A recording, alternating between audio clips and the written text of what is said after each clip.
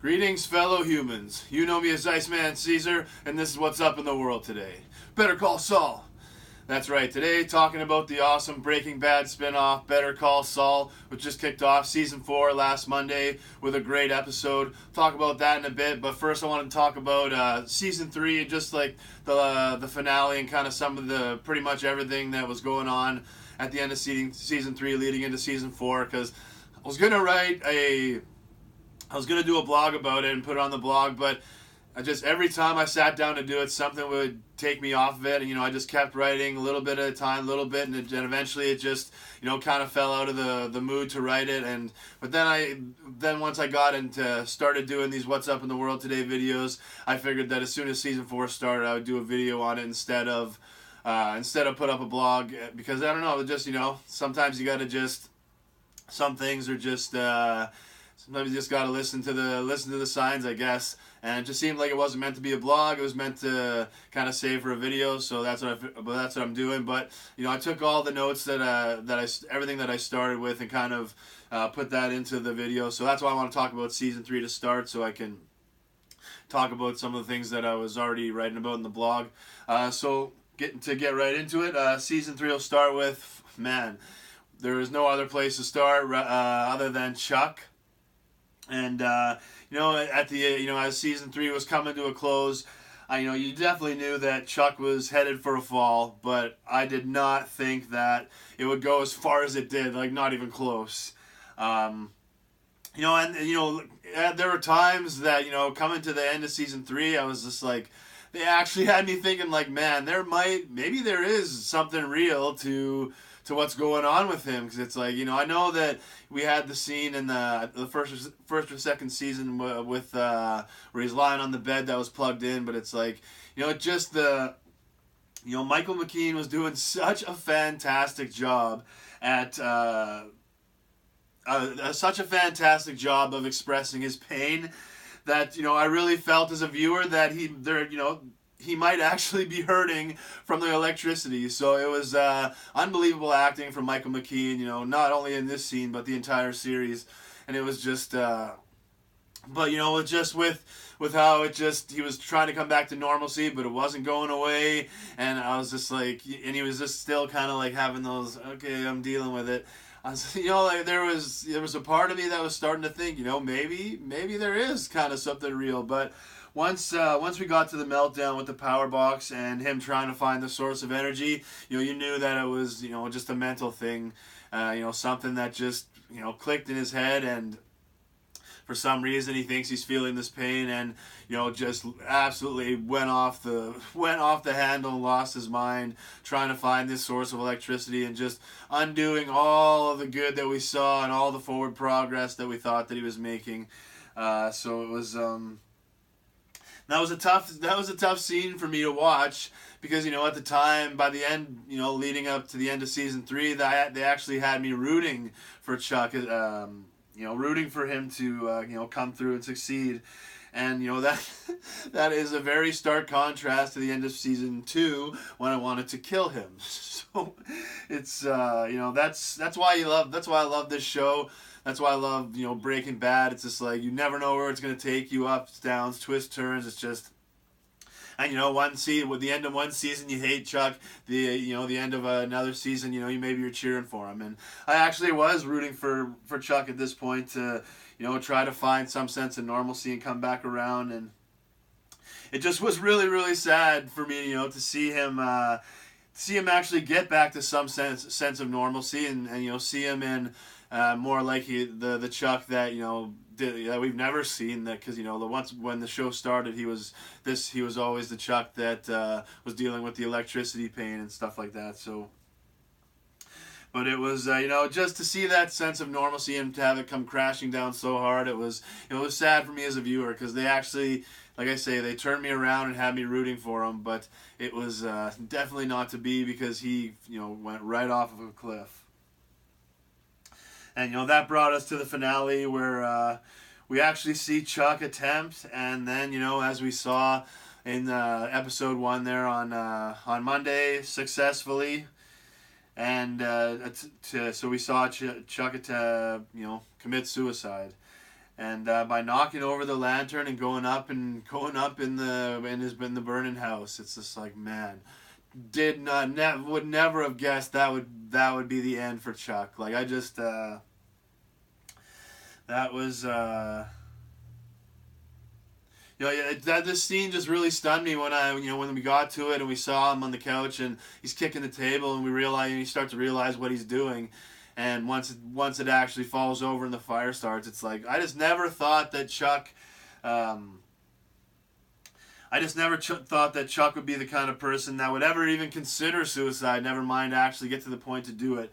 But, as we saw, things were just deteriorating fast in all parts of his life. And and he was clearly not right mentally somewhere, because, the electricity stuff was it was all in his head, but he just mentally to him it was 100% real, and he never could accept that it was, just something that was just going on in his mind. So that scene really, it just shocked me, because, like I said, I just never thought Chuck would ever. I just did not think that Chuck was the kind of character that would, ever even consider suicide. But, he actually did. It was just just not where I thought Chuck's story was going. And it's just like, that's why we love these writers and the director, Vince Gilligan and the whole team, it's just like they just leave you sitting there like, wow, and not in a bad way, in a good way, because even though this isn't where I might have thought Chuck's story was going, or didn't thought, like, it's still, it's absolutely a great entertaining turn to his story, a good one, and cannot fault these guys. They have earned the benefit of the doubt, going 10 times. So it's but it's, in this case it was just once it goes that way, you can it definitely makes sense, but just not the way I ever thought Chuck would go. And and so things that could kind of push him there to do something completely out of character. It's like, sometimes when people have been, when someone has been living in a state of a false reality, and all of a sudden they're confronted with just an avalanche of a true reality, like 100% of it all at once. Sometimes that can be just too much to handle, and the self-realization of what people may have been seeing, how people may have been seeing you while you were in this false state of reality. It's like all of that coming at you all at once can sometimes be too much and cause a crash, in real life, and that's what I believe happened. That's what I believe that we saw with Chuck. Because, after Jimmy revealed for everybody to see publicly that, didn't, say what you will, you had a choice or not, but, revealed for everyone to see that this illness was all in Chuck's mind, and that there was, nothing Chuck could, and but here the worst thing for Chuck is there was nothing that he could say to argue it. And, when Jimmy presented this, it was just, there was nothing Chuck could do to say it. And, Chuck had spent his life becoming the absolute best at arguing a case, yet here he was faced with the cold, hard facts about something that affected him so extremely. Like this, he was faced with facts that did not line up with what he was thinking about something that affected him so extremely that,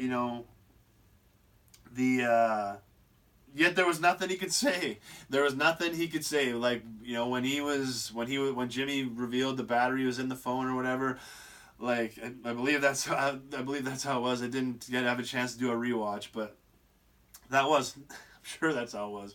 But once Jimmy exposed Chuck like that, it was there was nothing he could say. And I mean, there was no argument he had just nothing he could do or say.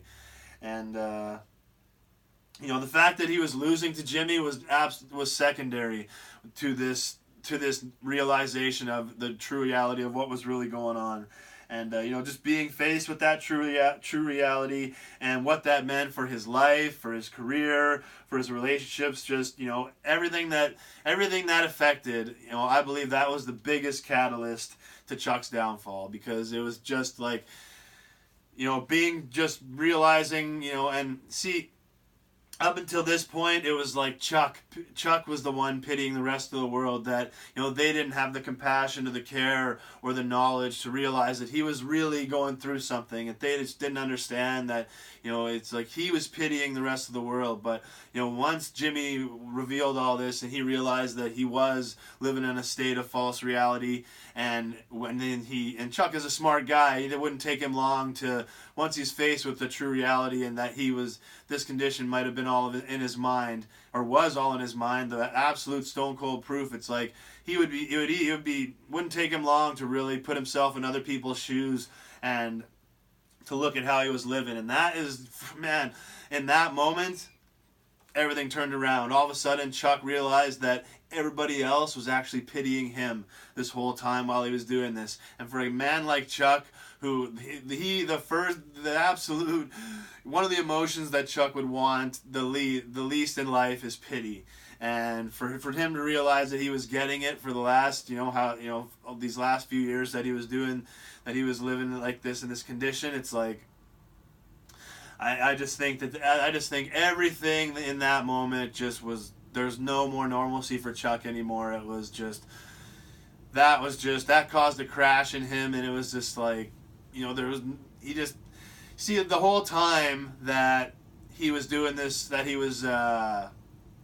doing this before, he always had his reputation to fall back on, the practice, the fact that they always wanted him to come back, that everyone was bending over backwards to be around him and to help bring him into the office if they could.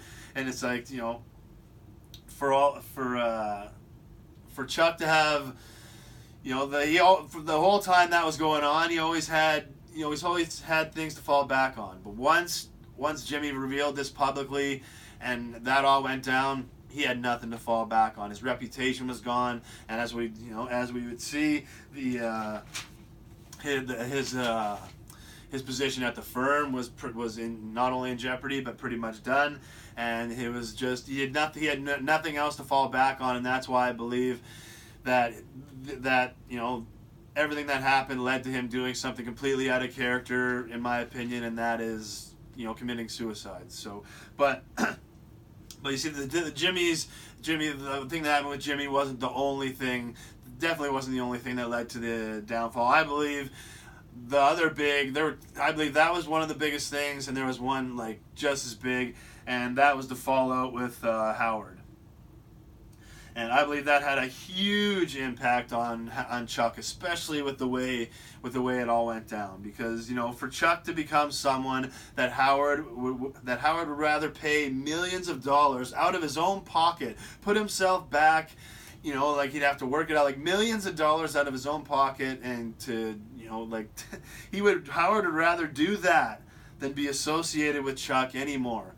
That cut Chuck deep. It did.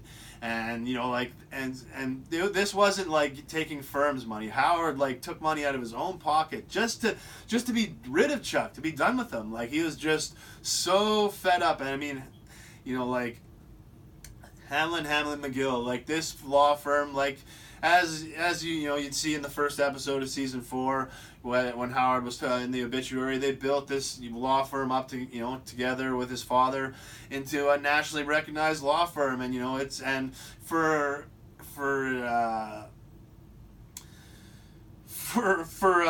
Chuck to now be the Jimmy of, because obviously Chuck does not have a high opinion of Jimmy at all, even though he loves him deep down despite what went down between them. But it's like for Chuck to become the Jimmy in the Hamlin McGill family, I guess, that was just too much for him, and cut him. I know that cut him so deep as a character, and and just for them to just be him to be the disgrace.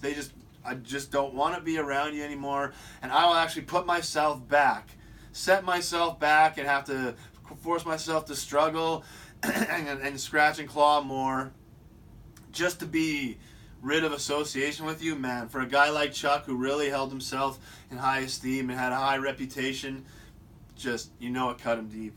And that was, something like that would have been, the suicide being so out of character, but these two big hammer shots like that, right to the heart, right to the soul, again, it was obviously too much for the character to handle. And but you see in that moment, excuse me, Chuck obviously, like I said, he held himself in very high esteem, but in that moment, the exact opposite of everything that he was.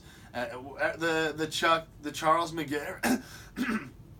In that moment, he was absolutely everything that the opposite of Charles McGill, and he couldn't have been more of an of an opposite to him, and that's why I said, like I said earlier, he was the Jimmy. Like, Jimmy was Slippin' Jimmy's kind of the opposite of Charles McGill, and he was for him to kind of perceive himself in that role is just obviously too much. And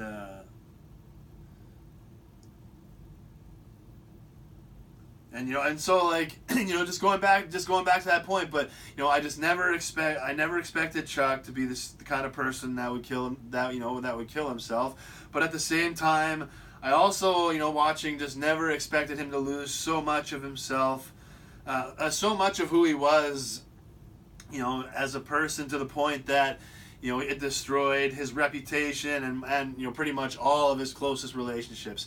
I knew Chuck was had lost some of those things with by going through this illness or whatever, but I'd never expected him to basically lose everything of who he was and who Charles McGill was, and who it just didn't expect it to fall that far.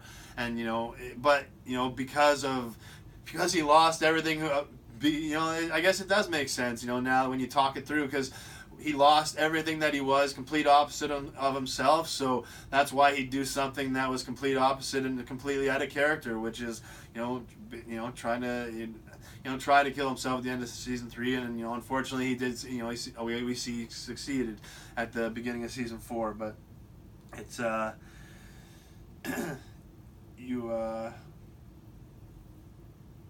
and speaking of destroying his closest relationships, it's really hard to know. It's really hard to know how he really felt about the last thing that he said to Jimmy, and it was unbelievably harsh. But was it true, or was he just saying what he needed to say to get rid of Jimmy?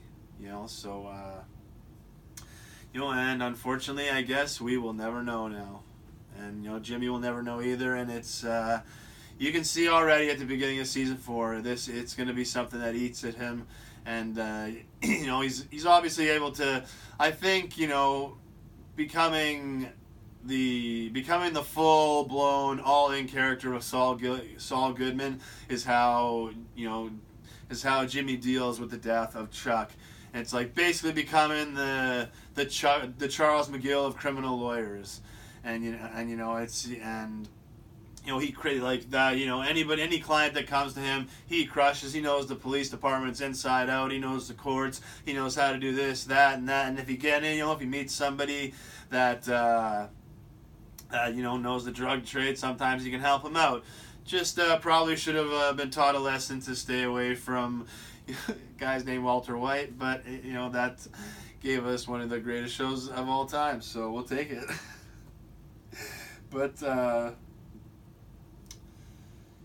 Chuck, and so unfortunately, at the end of when I was writing this, first part of the blog, I was hopeful that Chuck would survive this attempt and maybe kind of pull a Walter White type deal where he starts burning the money and then, oh my God, what am I doing? But no, unfortunately, Chuck's come to the fire. He'll definitely be missed as a character.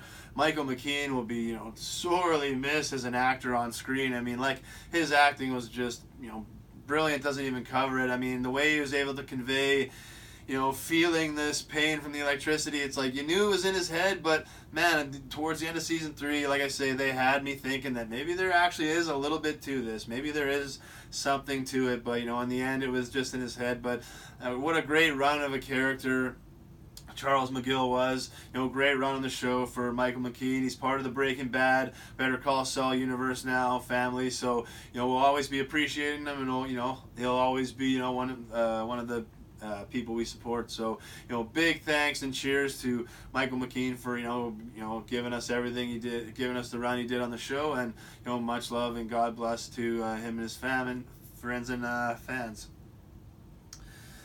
And so that moving on to might as well talk about Jimmy. Definitely a tough season for Jimmy. Not a lot of wins, but in the end, seems like he came out pretty clean. Gets his has to serve his suspension, but could be worse. And his character was looking like it was completely in the toilet with what he was doing to Irene. But looks like he ended in the end he came around. So it looks like I suppose you could say Jimmy came out clean out of everything in season 3. But tough season for him for sure.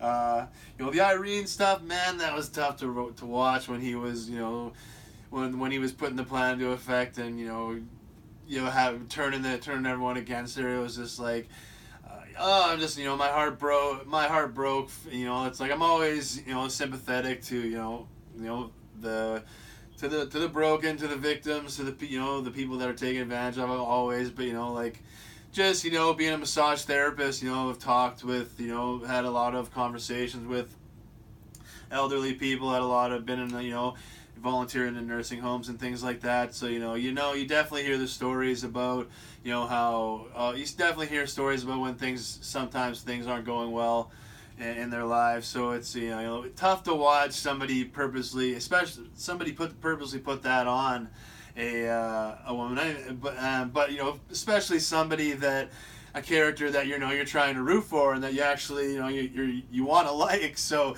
the Irene stuff was tough to watch, but that's the kind of stuff that they need to have this character do, or otherwise he's not. Because when he's Saul Goodman, he's the good guy with that slippery, sleazy, snaky side to him, and he's got to show that if you're making a prequel. And doing that, but coming around in the end, that's he did do it, but in the end he made it right. So it's like it doesn't justify what he did, but it really is kind of exactly what the Saul Goodman character is presented to us in Breaking Bad, and that's what they have to build on in Better Call Saul. And as tough as it was to watch, I believe they did that. So it was it must have been really interesting choice to write that in. But these guys are just brilliant writers with the way they can bring you on these ups and downs and twists and turns, and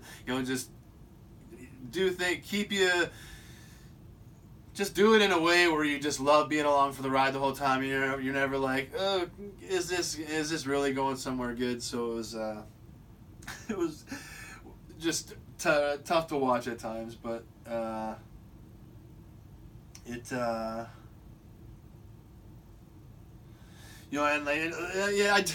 wanted him to make it right, but I didn't want him to lose that Sandpiper thing. But I guess he kind of has to. So it was. But that really does. I guess it doesn't.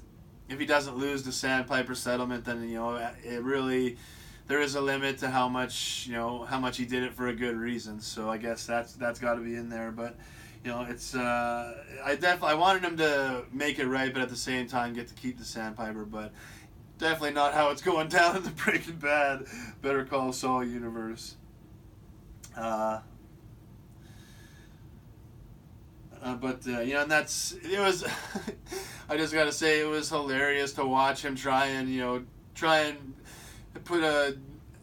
just to watch Jimmy's plans to try and put the blame on him afterwards, just completely fail, and then just make it even worse for Irene. He's just like, oh my God, you idiots! Would you just be nice to her so I can get this money, cash this damn check? Oh man, that was. But that's why these guys are the best. It's like they can, they create drama, intensity, suspense, laughter, humor. It's just, I just thought it was hilarious that everything he tried just, hit a brick wall with these ladies. And moving on to Kim. Trying to recover from her car accident. Man, what a crazy scene that was at the end of season 3 there. Just, blink, boom, crash. This is like, wow. I don't know if you've ever seen. I don't know if there's. I can't really think of another a scene that was like, that just you're watching the character and just blink, boom, like it's just an awesome choice for that kind of a scene, and it really kind of put you in the driver's seat with Kim, because it almost gave you like, whoa, what happened, like, and it kind of like gave you like a little bit of a car crash, like as you're viewing, like it's kind of like really snapped you out of it. So it was like really put you in the driver's seat with Kim there. I'm glad that she survived, and I'm glad it was not the way that she's written out of the universe, if she is, because like we know she's not around in Breaking Bad. So either she's disconnected from Jimmy and gone off somewhere, or God forbid that she has to have a death. But it's I'm just glad that wasn't it, and that she's able to recover. But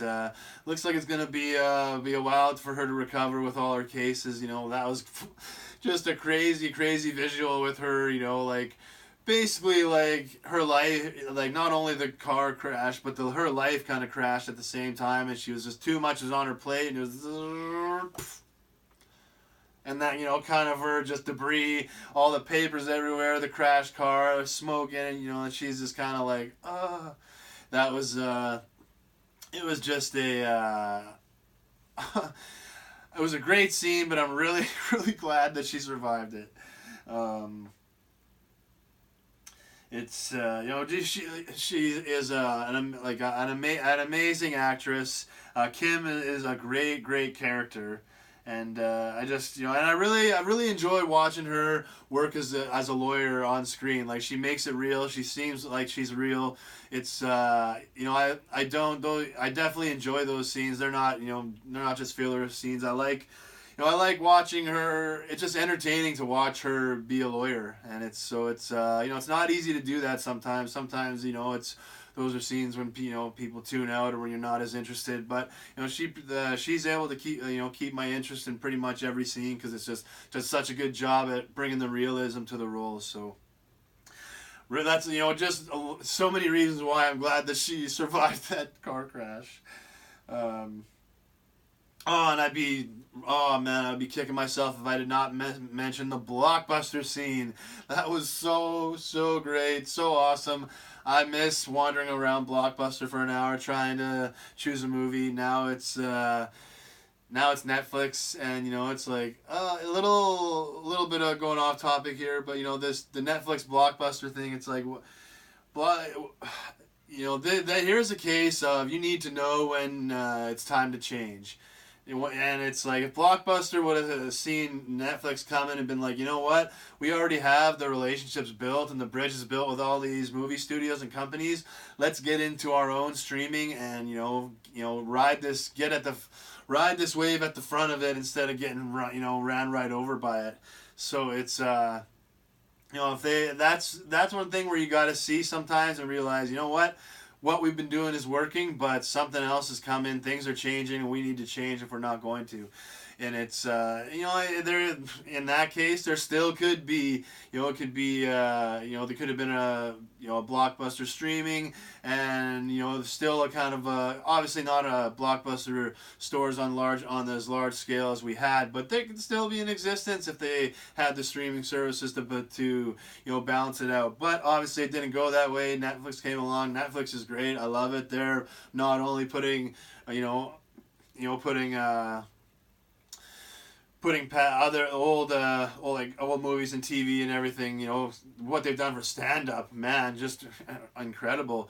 But putting all the old content up is great, but they've had made such a huge investment into creating new content, creating jobs, and just all these great TV shows. And it's just there can't be enough TV and movies to me. So it's I'm not Blockbuster only has himself to blame. They did not, they were ridiculously stubborn and saying, we'll be fine. It's not going to work. It's like, well, all right. But way off topic, but I just wanted to, I don't have many chances to talk about that, so I just wanted to mention that. But great to have that scene in there. I miss Blockbuster's. I like supporting Blockbuster as a brand, as a as a business. You know, it was a good. It was a good business, and I'm definitely sad that it's not in existence. But I love that people love it. People feel the same way, and have the throwbacks out there and seeing and stuff like this. So great scene, loved it, and it was just another reason why these shows kick so much ass and why they're just always in the conversation with the best shows on TV. And now moving on to my boy Nacho, who is walking the razor's edge on this show, man. This is just, especially to close this season, man. It is because I mean he's not around in Breaking Bad, so obviously with how he is in that game, you're pretty. I mean, that he's probably gonna take a dirt nap. That's probably his fate. But with Vince Gilligan, he knows everyone's thinking Nacho's going down. So he's either gonna figure out a really cool, creative way that you don't see coming to make it happen, or he's gonna make him survive, or he's just gonna say, I'm gonna deliver what the people want, and then what they know they're gonna see. So it's. But man, he is just but his scenes are so intense because you never know when it could be it for him, and it's and I'm not the best thing about why these guys are the best is they're even able to create intensity with characters we know survive. Like even Mike, it's like you're worried for him, and you're like, man, like the fact that they're able to create that. Bring a suspension of disbelief back for characters that you already know what happens to them. That's why these guys are. That's why we say there's so many great things about them, because they do deserve it with the high level of stuff that they put out on TV. But it's like, man, his plan needing to hit that game, that championship winning shot at the buzzer. That's his plan, and it's like, oh man, but he nailed it. Like, you think he's probably gonna hit it, but I could totally see that bouncing off and hitting the ground. So it was like, I was just, that was one of the most intense scenes of the series for me, and it's just like, oh, when he nailed that shot, it's just, I was pretty pumped because I'm definitely cheering for Nacho as a character. I've come to to really like him as a character. He's just he's fits right into this universe. I mean, he's he would have fit in perfectly on Breaking Bad. So I mean, that's the barometer. If you could have seen him on Breaking Bad, they're in for sure. And Nacho's been just such a great addition to the whole universe, but a really, really key player to this show, because every time he's on screen, you're not worried. Your attention and your view is on screen and what's going on. You're definitely not thinking about changing the channel or looking down at your phone or anything. Like when Nacho's scenes are on screen, it's like those are scenes. The whole show is like that, but I mean, like Nacho specifically is like. He specifically gives that out there of must see. Nacho's scenes are must see TV, man. All Better Call Saul is, but some guys stand out specifically, and Nacho for sure does. And then having to switch these things back, it's like, oh god, it's like you're just waiting for someone to kind of get an eye on him, and it looked Gus didn't get an eye on him, but I think Gus has him kind of figured out, and I was sweating during this, but it seems like he got away. But as we saw at the beginning of season 4 in the first episode, not so much. But talk about that in a little bit. But and that's like Nacho, even though he's in the drug business and working for the brutally bad guys, it's like you can see that he's just in it for his family. He's just trying to provide a better life for himself and his family, and obviously that gets himself and his father in big trouble, and and forces him to do something that could lead to the end of his life. So it's and man, his dad is just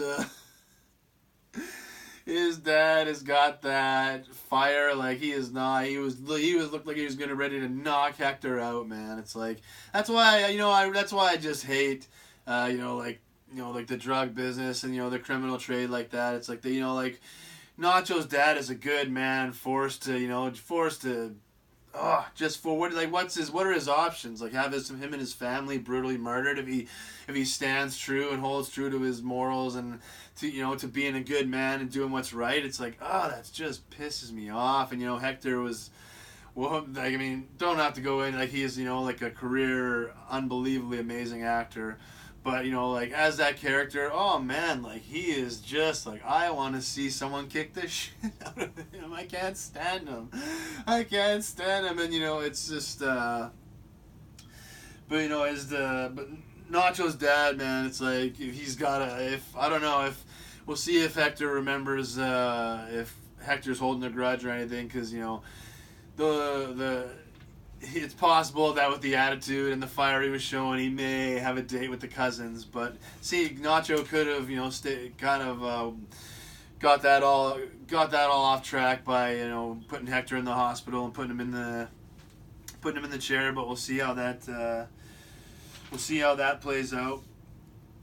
Oh man, it is. But I just gotta say, it is just so great to have Gus back.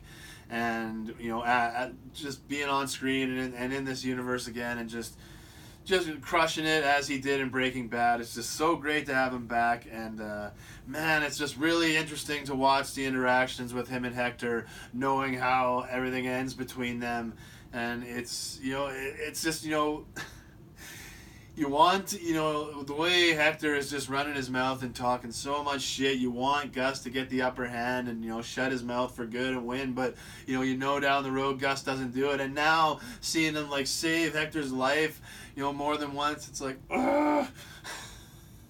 Just so he can be the one to kill him, man. That vendetta cost Gus his life, and it makes it for really interesting TV to watch these guys interact. It's just like, man, like I said before, Hector, it just pisses you off so much. I know, for me, it's just like, oh my God, I can't stand it.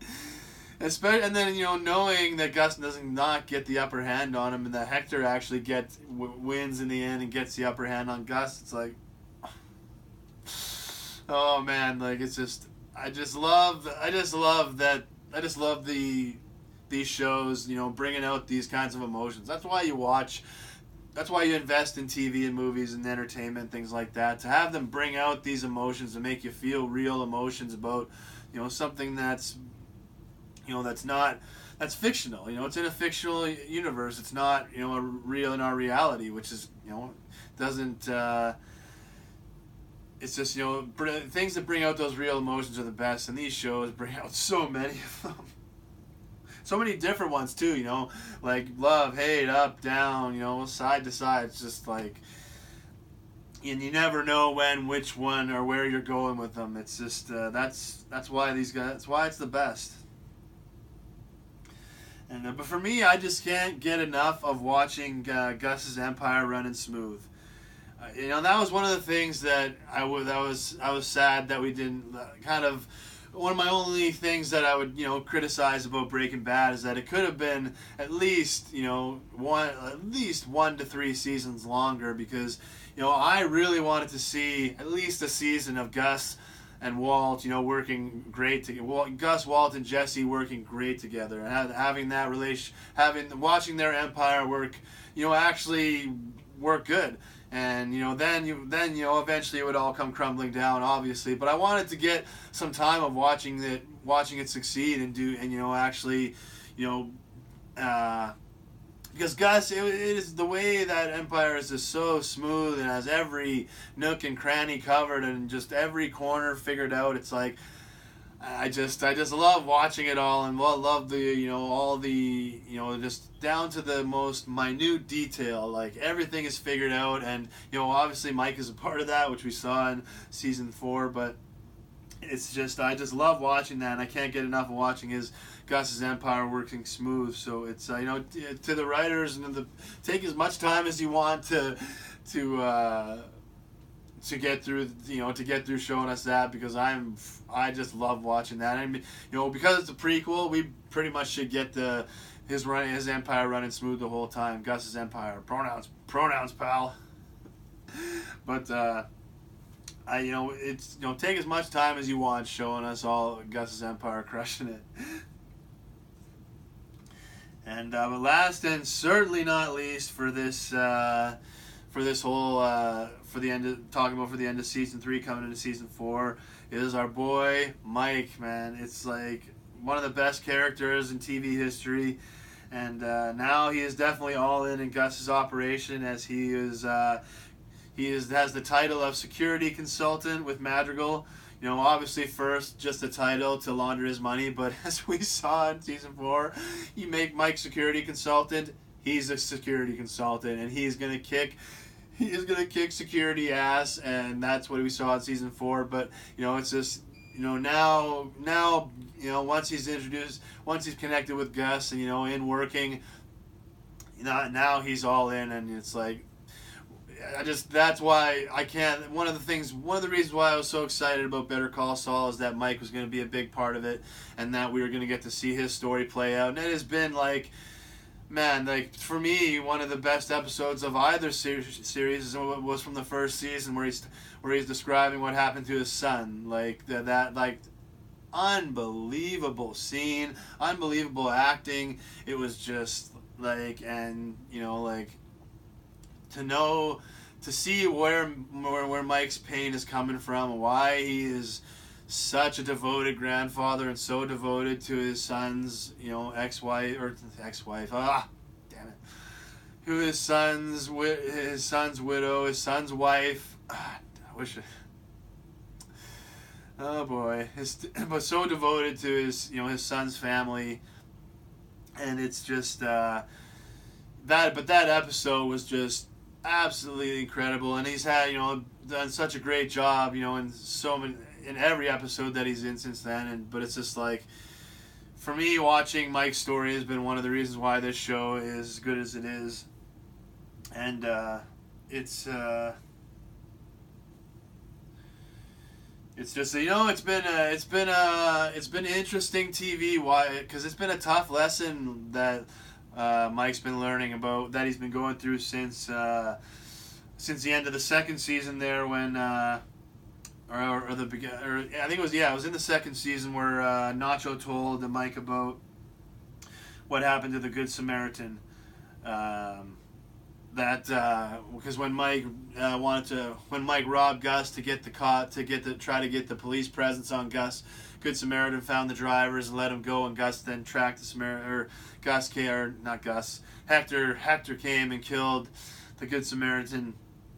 So now Mike was obviously feeling 100% responsible for that, because he was the 100% initiator of this situation. Wouldn't have happened if he hadn't done it. So it's been interesting to see how he's been dealing with, and obviously getting revenge on Hector is the way that Mike wants to make this right. But it's been interesting to watch him deal with that burden, and just another one on top of the burden he feels for his son's death. Just having another one on top of that. It's easier to see why Mike was able to be the stone cold killer he was in Breaking Bad, and even somebody like Walt that he didn't necessarily hate. It's like he could still take him downstairs and kill him.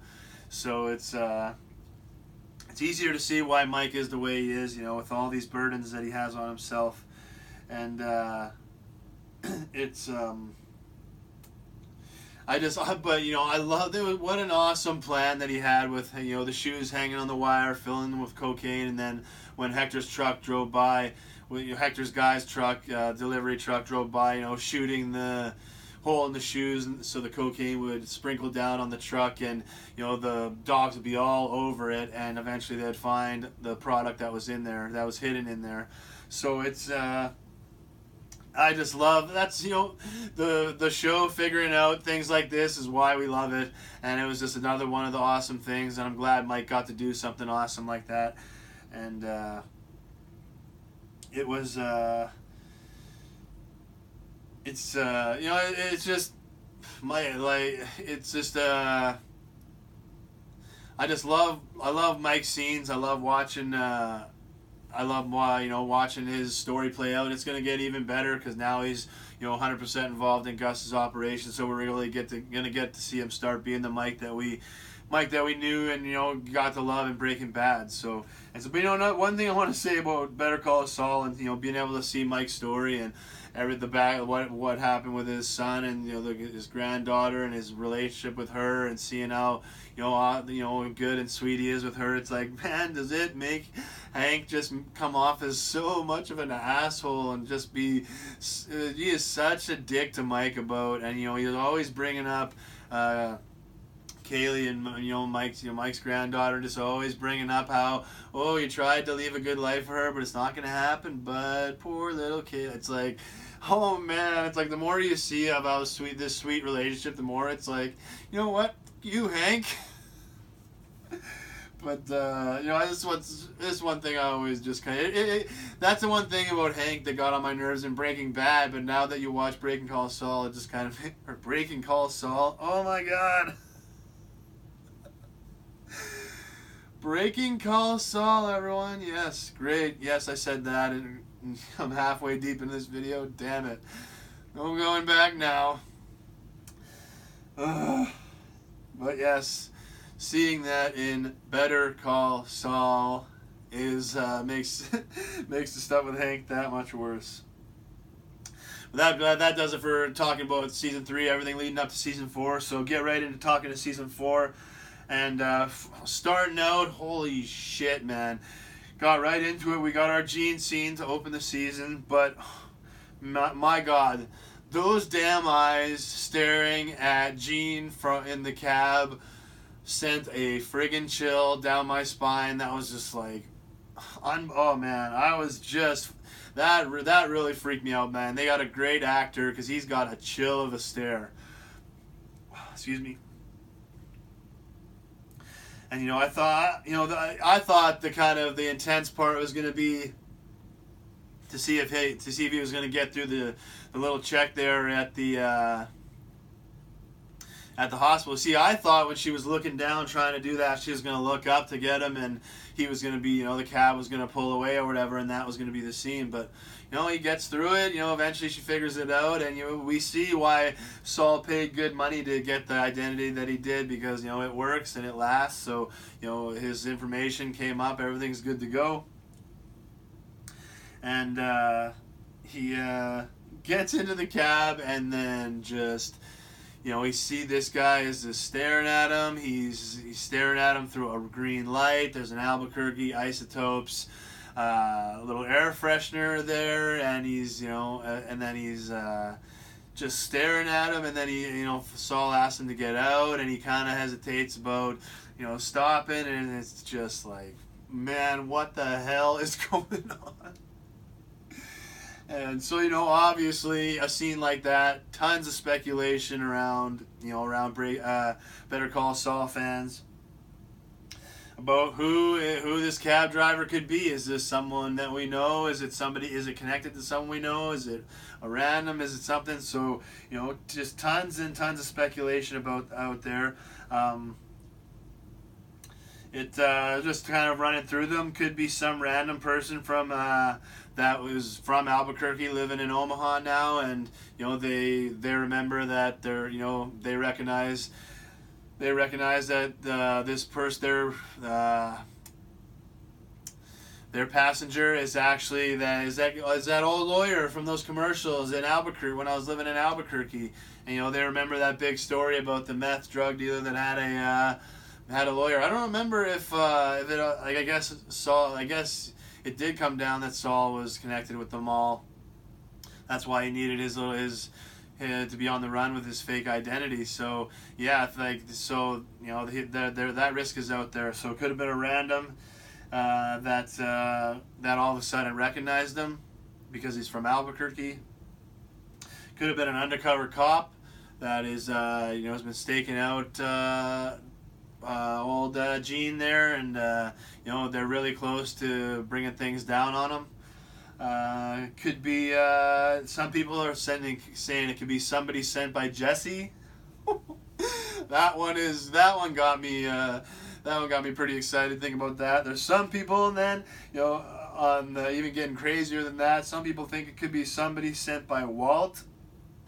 And these are people like my uncle, who my uncle is obsessed with the idea that one day we are going to see a trailer or a preview or a clip or something. It's going to be of a hospital, like it's going to be somebody. You're going to see like somebody on a hospital bed. You won't see who it is. You hear the machines. Doot, doot, doot. And the camera will kind of all of a sudden kind of go to in front. It'll pan to going over top of the hospital bed. It'll start to come up, and all of a sudden it'll get onto this person's face, and you'll see it's Walter White hooked up to a bunch of machines, and all of a sudden at the end of this preview promo or whatever, boom, his eyes will open, and it'll be either it'll be like the Breaking Bad symbol will come on or something like that, and it'll be like coming soon. Like he's convinced, and he is like sure that one day it's gonna kind of like they're gonna bring the show, and Heisenberg and Walter White is gonna be back for another run. So it's but I don't know if I don't know. I mean, that would be super. That would get people really excited, and it'd be. Obviously I'd be down and watching it for sure. But it's the way they ended Breaking Bad. They kind of closed it out really. They kind of closed it out in a way that was awesome. However, with how they've done Better Call Saul with these. It's a prequel. However, they've done these Gene flashbacks. Once they're done the prequel stuff, conceivably they could just move into the Gene timeline of present day and Better Call Saul, and Walt Heisenberg comes back on Better Call Saul, technically not coming back on Breaking Bad, but still coming back on Breaking Bad, and then that way he wouldn't if they weren't able to. I mean, I say like if he comes back, it has to be like top level material they were making before, like crushing it. It's if they're not able to.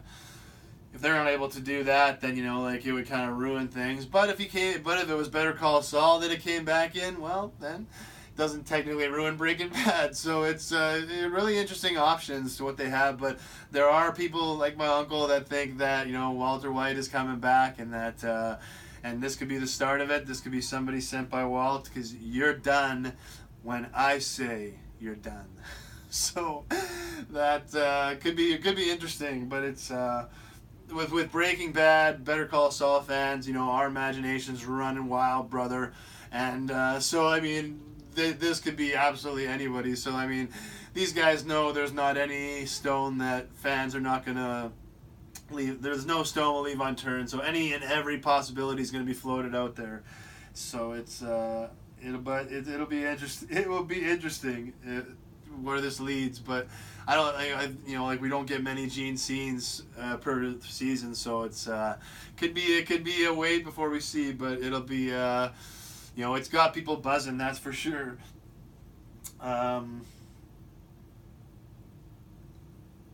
Another thing, another possibility people were talking about is.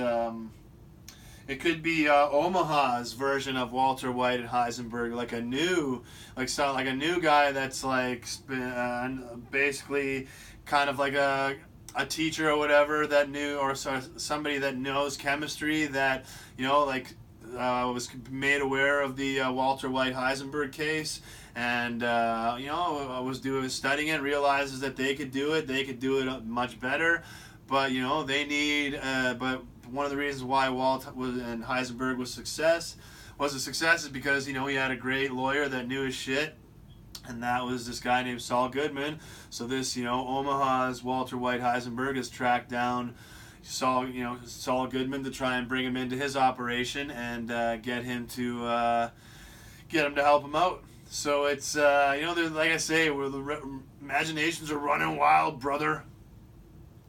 But it's. I know that whatever this is going to lead to is going to be awesome. Like I have 100% faith in these guys for sure. But it's I just love reading all the potential possibilities for who this cab driver could be, because it's that's the fun of it, trying to figure this stuff out and thinking of what could possibly go down. And the last thing I actually saw someone float out there is it could be somebody sent by Kim, who is like before I guess at the towards the end of Better Call Saul and beginning of Breaking Bad times, when Jimmy and Kim are no longer associated, or I guess we never saw her in Breaking Bad, so they must not be. But if she's still alive and she was sent away, or she was doing so, or she's off away doing something, maybe this is somebody sent by her to get to Jimmy and to figure things out. So it's like there are just people. It's just so many possibilities, and it's just I've been loving reading them all and kind of exploring them in my own ways as well. So it's one little scene has people just going nuts with speculation and talking and thinking about it for hours and hours on end. So it's like that's why we love these shows, and that's why these guys are the best. So I just so thankful that it didn't end after Breaking Bad, that we got more of it with Better Call Saul, because that was one of the things about Breaking Bad. I just felt there was so much more stories to tell. Like you could have told, you could have a whole show about Madrigal, and about that whole operation and everything that they're into, and all the crazy stuff that go on. You could do a prequel show about Gray Matter, about Walt, and God, of course now right here you're thinking about name 10 chocolate bars and you can't. What are their names?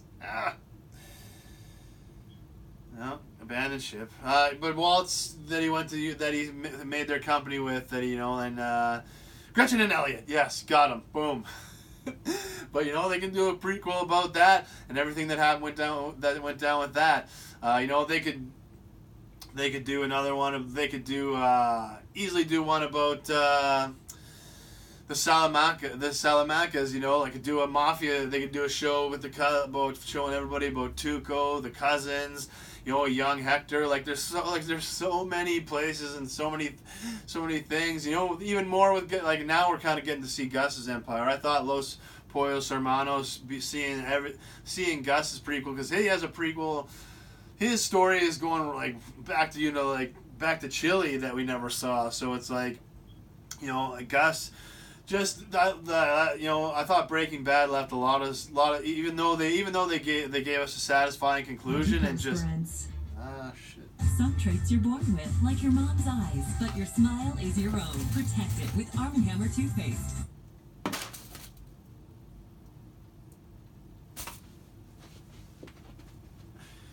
Sorry about that. My apologies.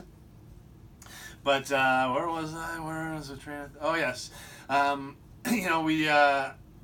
There was just so much more story. Even though they wrapped up Breaking Bad in a great, satisfying, gave us an amazing, satisfying conclusion. Didn't in a way presented the story in a way that didn't really leave you. I mean, you knew there was more story on the table, but you weren't sitting there after that going, "Oh man, I wish that." They did such a great job of telling that story that. Even though maybe it wouldn't have been as good if they added more. So it's I said this in my blog when I went out, right after I wrote about it. IcemanCaesar.wordpress.com. Well, that's my blog, just to plug that. But when I was writing my, I wrote about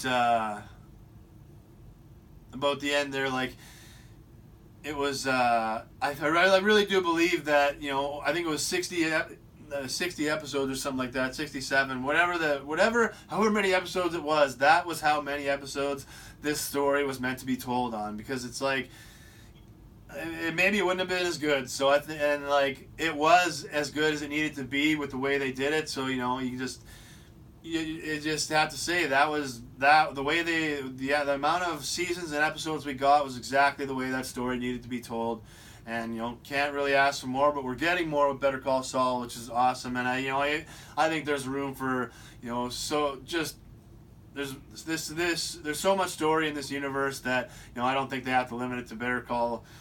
I don't think it has to be limited to Better Call Saul at all. But I mean. Obviously, I wanted to focus on one thing at a time, and then figure out the rest. But it's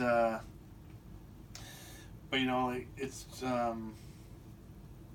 just for me, but with back to getting to the scene for where they're going with it. I just I hope that it's not a cop or just some random that recognize them. For me, Saul getting tracked down by the cops is not that much fun. I think it's a lot more fun if he's tracked down by somebody else. Like a Jesse or a Walt or a new Heisenberg or something like that, or Kim. I just think being tracked down by the cops is kind of like, it would be, it's the Vince Gilligan, and crew. These guys are going to make it entertaining and awesome, but it's just, I kind of hope it's something else other than that. But the fact that when the cab driver not going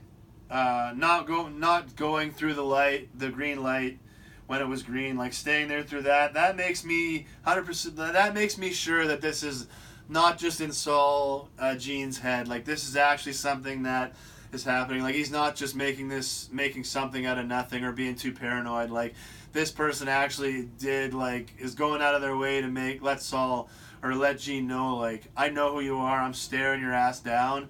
And I think this is not just in Gene's. I don't think it's just in his head. I think there's actually something to this. So, and it's just the way I'd be really. With the way it presented, I'd be shocked if it was just if this was all in his head. But it's it's scary for Gene and Saul there, because only somebody that was only somebody that was tracking him could set up that cab to be the one to pick him up. Like, to know that he's in the hospital, that he'd be getting out, discharged right away, and to be there right when he's out. Only someone that was tracking him and knew about his whereabouts could figure it out. And maybe even the receptionist was in on it. And she was just stalling so that once they saw that it was Gene, they could get the cab there with their driver there. So it's gonna be interesting to see what happens, because it's like, with this Breaking Bad, Better Call Saul universe, sometimes the littlest things are the biggest clue in the room. So it's like, you got to be paying attention to everything, and it's just that's a scary thing for Gene or Saul, because only somebody tracking him would be able to set that up. And it's I can't wait to find out what the entire deal is with Gene, and especially with the cab driver now, because like just a minute or two scene, and bam, like, just speculation through the roof. But then we get into the present day for Better Call Saul timeline, and we learn the sad truth that Chuck is in fact dead, and that it wasn't just an attempt, that he actually did commit suicide. So it's I was definitely sad to learn that, and I was sad to knowing that how this was going to affect some of the characters, and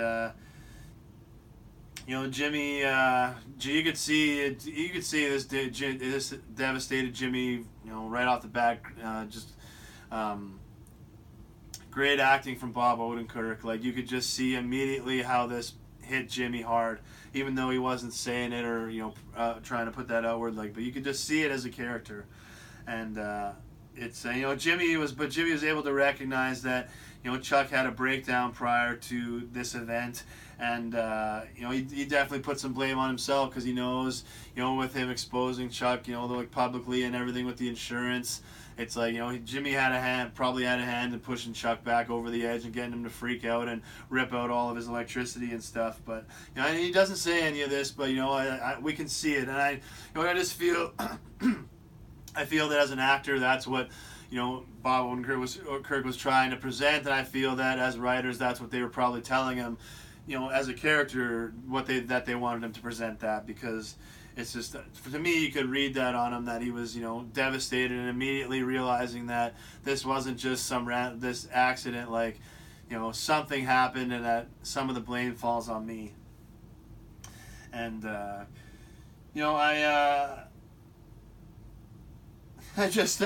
loved moving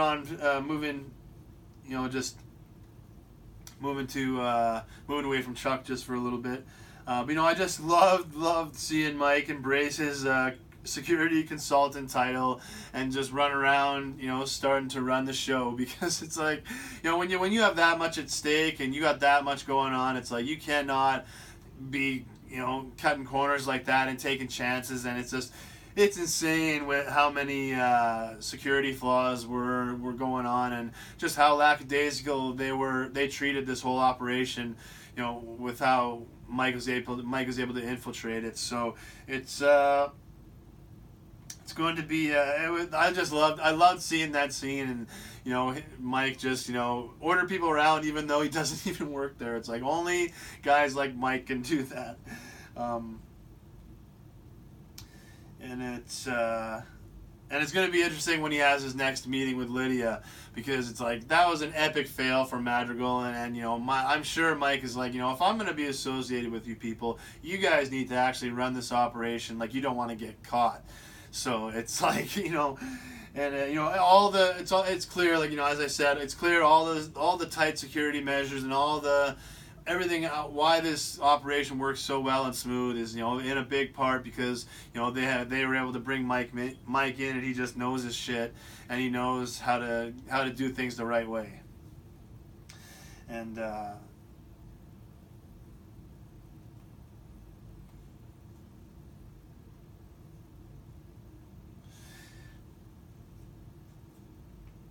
it's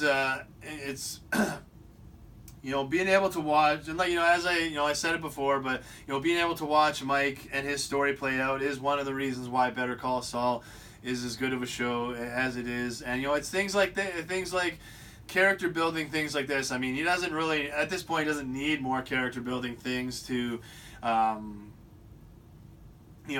for his character. I mean, Mike is, like I said, one of the greatest characters ever on TV. But, just to have more things like this, once you watch Breaking Bad and you see what a smooth operator is, you really have more of an appreciation, because it's, I just love that, like, they could have easily made it like things were already running, this ship was already good to go, and they had already thought of all these things, before Mike got there, and Mike just kind of walked in. But the fact that they were like, no, like, we're gonna tie the security measures to Mike's character, and give that credit to Mike, that's just brilliant stuff. That's the stuff I love. And as a writer and a creator, I really,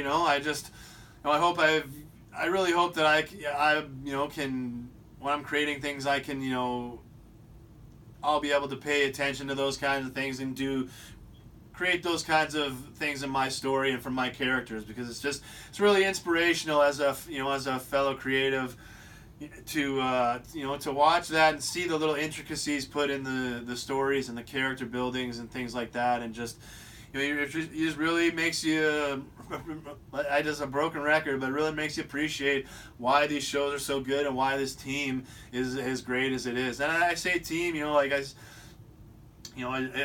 talk enough as it is. It take me forever to mention them all, but like Vince Gilligan is the skipper, the captain of the ship, but he needs all of his team to be able to do this.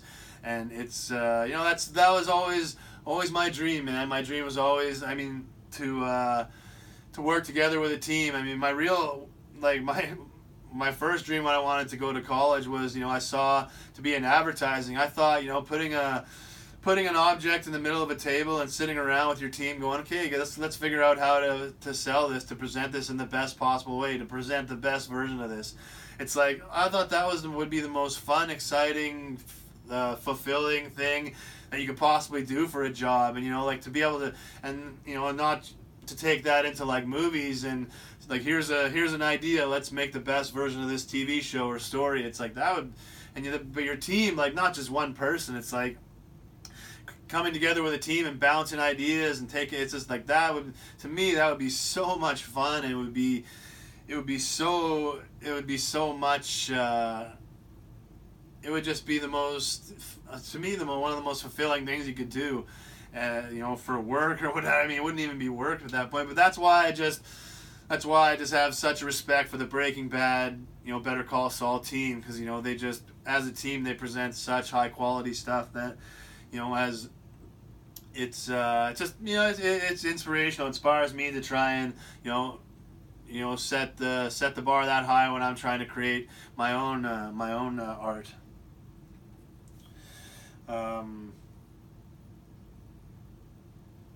But and then moving on to once again my boy Nacho, man. Nacho looks like he is in big trouble right now, because at the end there, oh man, when Nacho's dumping the pills, I was like, oh man, someone is watching. He's gonna see it, and sure enough, man, Victor was watching him, and it's I mean, thankfully it's one of Gus's. That's Gus's guy, so I mean he's not immediately gonna get the cousins on him. But it's like I kind of have a bad feeling that Nacho's end is gonna be thanks to the cousins. So it's but Victor saw Nacho dumping the fake pills, so it's like I have no idea what's gonna. I don't know how Gus feels about Nacho. I mean, seems like Gus would recognize that Nacho would be a great addition to his crew, and is a good guy. But I don't know. It's like I don't know if Gus is a big fan of Nacho, so it's going to be interesting to see how Gus responds to this and what they do about that information and finding out. I mean, Gus seems pretty protective over people trying to kill Hector, so he's obviously going to lay the law down for Nacho. But who knows? I mean, who knows what the consequences of Gus finding out about this is going to be. And man, Nacho was 1 second away from dropping him in the sewer, but that would have required another game-winning championship shot. So it's like I kind of thought that he was gonna take that shot, and they were gonna get caught. The pills were gonna get caught in the sewer, and Gus was gonna come off the phone and just catch him right there himself. I didn't think that Nacho made one of those shots. I didn't think he was going to make two in a row, but didn't even have that chance. And now looking back on it, it's like if Nacho loses his life, it's like, is that the moment? Is 1 second the difference? Like if he's able to flick his wrist and make that shot and they hit and it slide, the pills get through the sewer smooth, man, like. That could be the difference between life and death for Nacho. So, I mean, I can't wait to watch this all play out to see what happens, and but it's good. I really I wonder if this is gonna be the moment where you go back and it's like there was a life or death moment for Nacho, and he just wasn't able to have enough time to dispose of those pills right there. But now Hector is Mr. Ding Ding Ding, and we know how he got in his wheelchair. He's in there now for sure, and so it's going to be Gus running the show without too much interference from Hector, and at least for the time being. And I'm really not sure what's going to happen with Nacho. I'm not sure because I mean, like I said, Vince Gilligan knows. We all think Nacho's going to be killed. So is it going to be in an unexpected way, or is he going to come right at us with a freight train and take Nacho out, or is he going to survive, and get right off into the sunset somehow? So it could go any way with these guys. You never know. And so we finally finished moving back to Chuck and going to Chuck's funeral. Jimmy basically going through the motions of accepting all the condolences from all these people.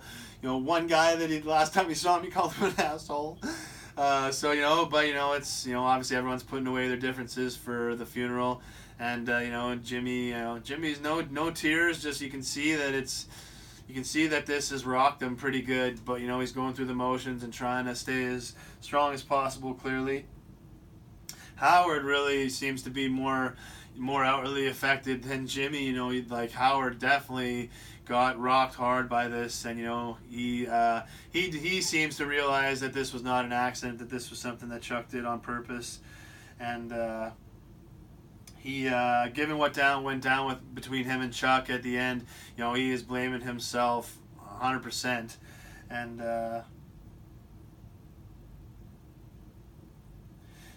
he's just a great job, a great acting job conveying the emotions. Like you could feel how distraught and how how much, you could feel that Howard was in pain. The character was in pain, like, knowing that one of his, a mentor, even though, I mean, a father figure for sure, but like, I just like somebody that just so close, and I mean that you had such a negative ending with. It's like that's tough to take, and Howard obviously had a lot of love, or Howard obviously had a lot of love for Chuck, and then for them to end like that, and for Chuck to end to be like that, just obviously very painful.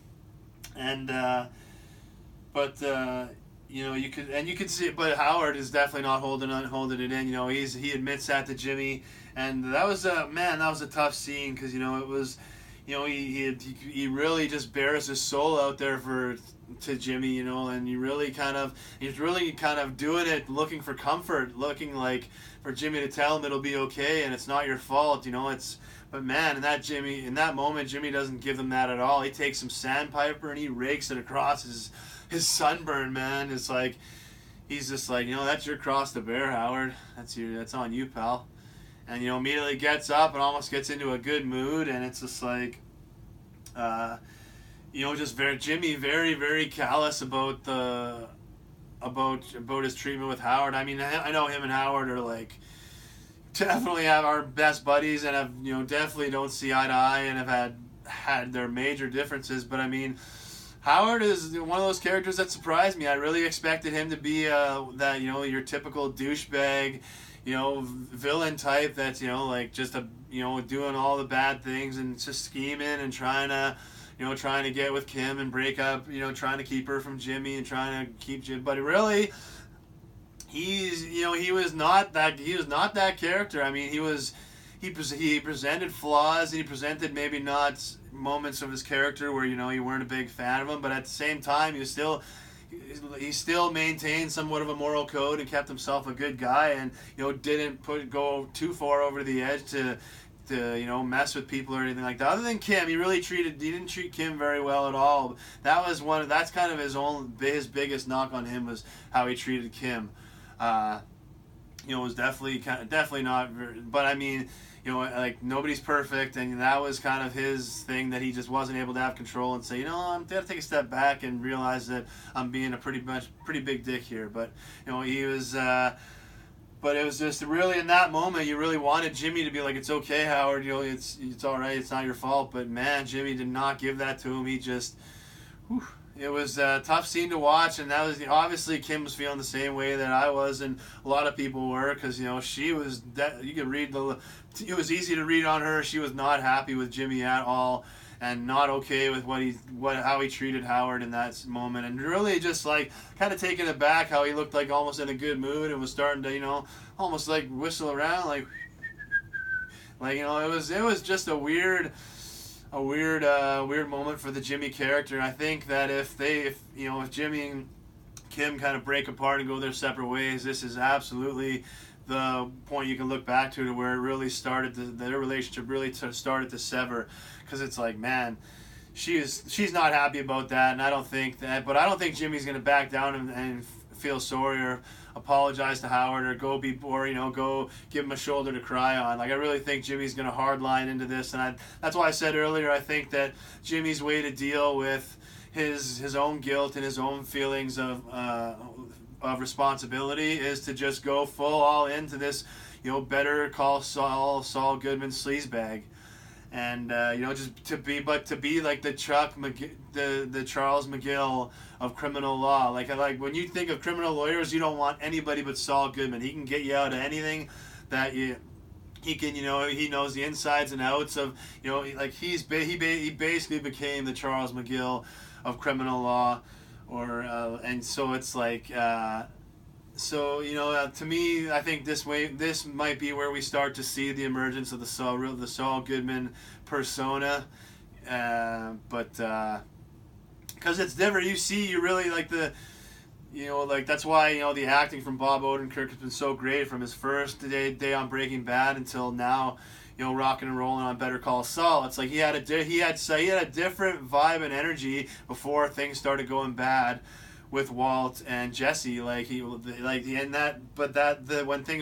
Walt and Jesse, the way things went down, just chipped away at this persona and this character, and eventually he kind of fell back into this, into Gene, and Gene is kind of, this like depressed, like, like this kind of emotionless, just going through the motions thing. And that's what I think that Chuck's death would have sent Jimmy, had it not been for, just everything going on in this, just, I think that's where if he hadn't had things kind of started in the Saul Goodman character, like with the Saul Goodman persona, in that sort of like just with the way things are going, I think that kind of pushed him into it. But it's like, but after that persona was kind of crushed in Breaking Bad, we saw the show, like, I think Jimmy would have been a shell. I think Saul Goodman kept Jimmy McGill from being a shell of himself, and for because he blamed himself for his brother's suicide. So it's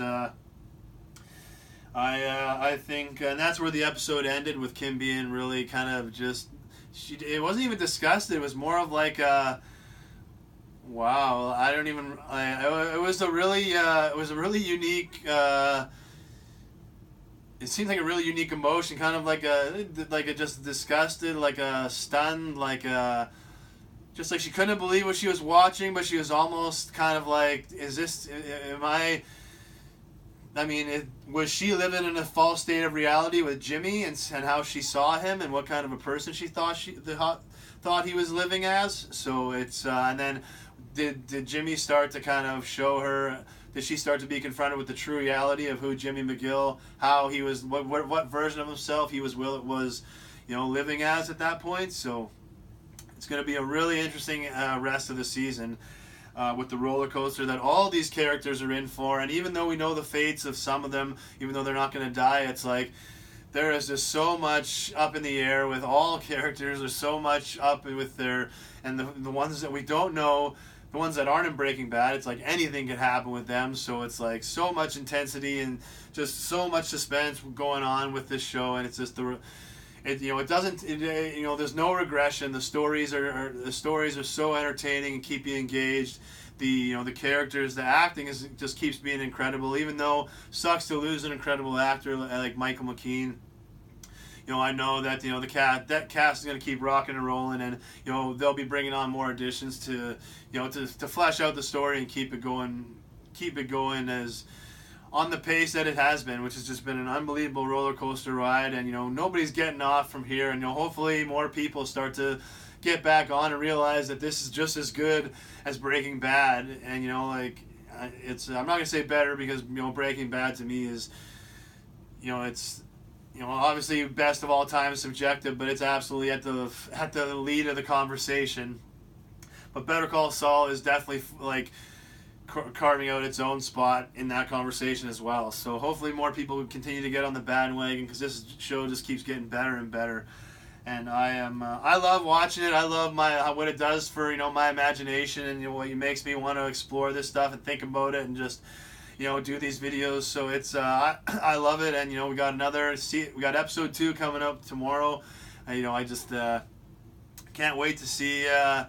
But I'm glad that it's because that's where the Netflix binge watching kind of hurts. On one hand, it's great because you get the full story, bam, right in one shot, and that's good. But on the other hand, these waiting in between episodes and seasons, man, that sometimes is that's where the beauty of watching TV and movies comes in. It's like because you think about it, that's where you cause you to flesh out these ideas and think. I mean, if you could just binge watch the entire season, I wouldn't have had this week in between episode 1 and 2 to think about everything that's gone on in the first episode, and who the cab driver might be, and where this story might be going. And it's just I've seen the whole episode, I'd seen the whole season already. So getting to watch it on TV like this, broken up, there is something to it. It's not just just because we have the means to consume it all in one take doesn't mean that we always should. And having it spread out, having some time in between is good, because it gives you, that's the best. Sometimes the best part of it is thinking about it and creating these scenarios. Like, even though those waits in between seasons for Breaking Bad, like, oh my God, something like 2 years I think it was between one of them, but it was like, that's where you man, like that makes you think and imagine and just create on your own so much and think about possible scenarios, and that's just it gets you more invested in the universe. It gets you more invested in the story, and when you finally get to watch it, you're like, it's easier for those real emotions to be brought out of you. So it's just, I just love this. I love watching this. I love watching this story, and I mean, even though the weights are brutal, I don't regret, and I wouldn't have it any other way. Because it's maybe some less time in between seasons, but you need that break sometimes. You need that time to not be in that universe a bit, to take a break, and then you come back, and then you miss it a little bit, and then it's like, you don't get too used to it. So it's, we're on a great run to start season 4.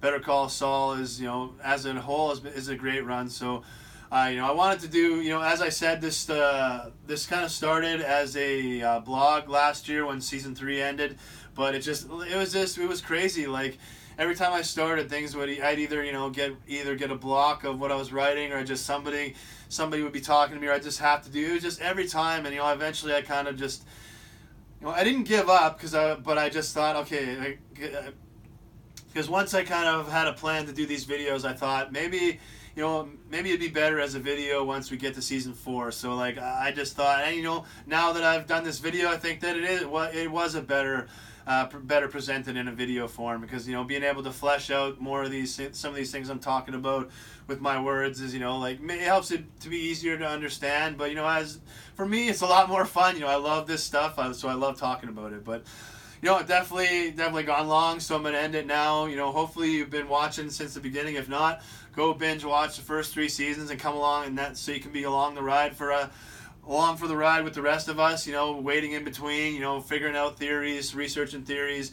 Got to give a shout out to the Reddit Better Call Saul page, or the Reddit Better Call Saul.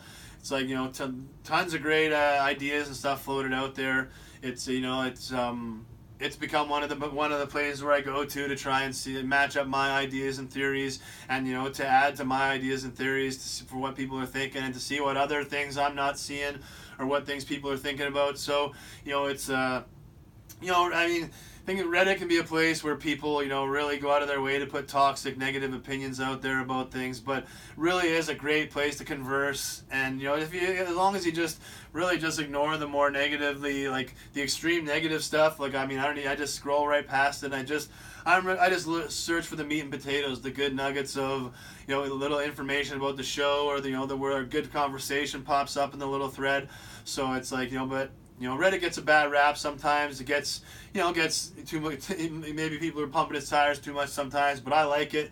I really for wrestling, Squared Circle. It's a great place to share wrestling conversations and stuff like that. Better Call Saul, Star Wars, that I frequent there and things like that. So it's it's too bad. I used to go to the regular forums, but it's really sad to see over the years the traffic go down and down. Because the Walking Dead one, I especially noticed, like that used to be bumping it, but then just through the last season, it was just like really not much action.